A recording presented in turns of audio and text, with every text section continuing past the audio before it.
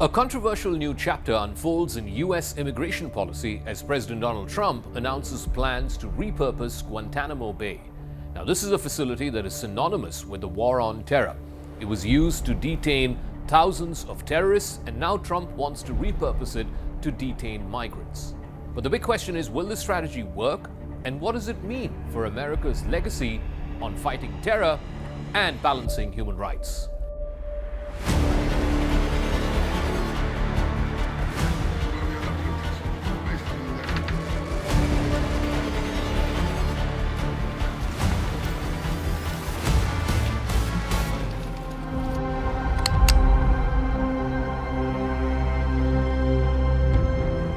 This week, President Trump unveiled a sweeping executive order directing the Pentagon and the Homeland Security Department to prepare Guantanamo Bay with a 30,000-bed facility for who he called criminal illegal aliens. Now, this move coincided with the signing of the Laken Riley Act, which is named after a nursing student named Laken Riley, who was allegedly killed by a Venezuelan migrant, which mandates pre-trial detention for undocumented immigrants who are accused of violent crimes or even theft. Trump said that America is doubling its capacity to hold these criminals. He also added that Guantanamo is a tough place to get out of. He said, and he hoped that this might end migrant crime once and for all. Trump also said that the target was to detain up to 30,000 migrants who have been labeled as criminal illegal aliens.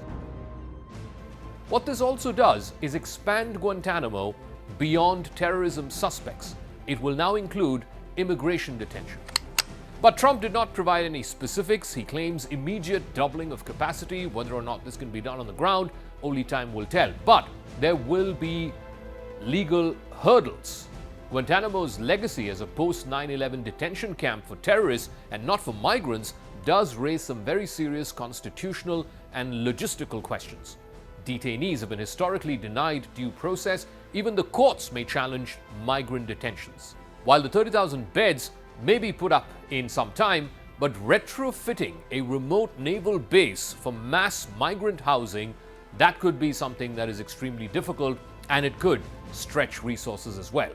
In fact, the Biden administration had briefly considered using Guantanamo for housing Haitian immigrants. This was a plan hatched in 2024, but then they realized it would be much more difficult and abandoned the plan very quickly.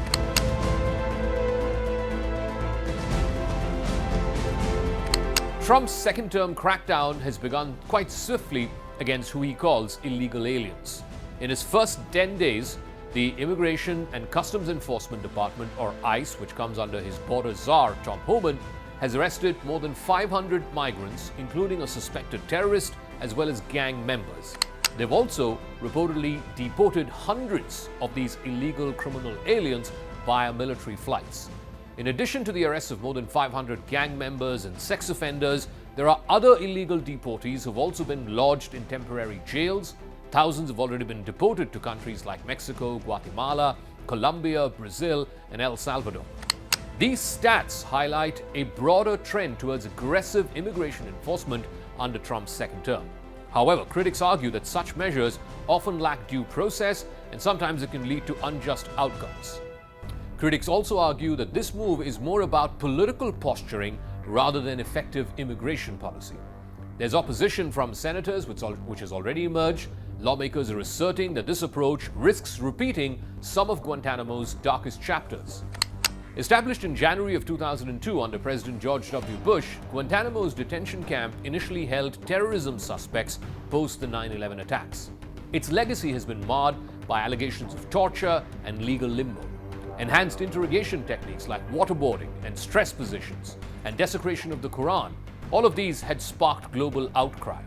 Even the Supreme Court of the United States had various rulings between 2004 and 2006 which granted limited rights to detainees, but some of those military tribunals still continue to persist till this day. Cuba has condemned the base as illegal under international law.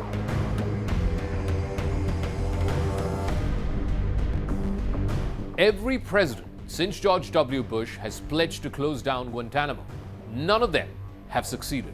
Obama had even called it a stain on our national honor. Biden tried to shut it down, he couldn't either. So did Trump, but now he wants to use it for other purposes. So then the question is, why exactly did past presidents fail to shut down Gitmo?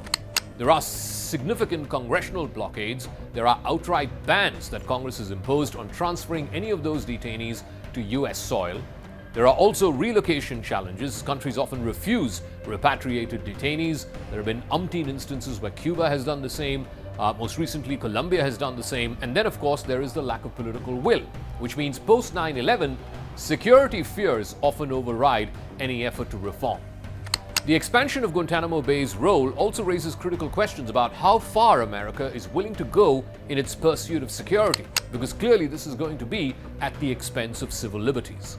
The backlash from civil rights organizations and legal experts is only likely to intensify as more details emerge about how this plan is going to be implemented. Activists argue that using Guantanamo as an immigration detention center would set a dangerous precedent. As Trump's plans face court battles and bipartisan backlash, Guantanamo's new role tests America's balance between security and human rights. So will history repeat itself, or will this chapter close differently? That debate has just begun.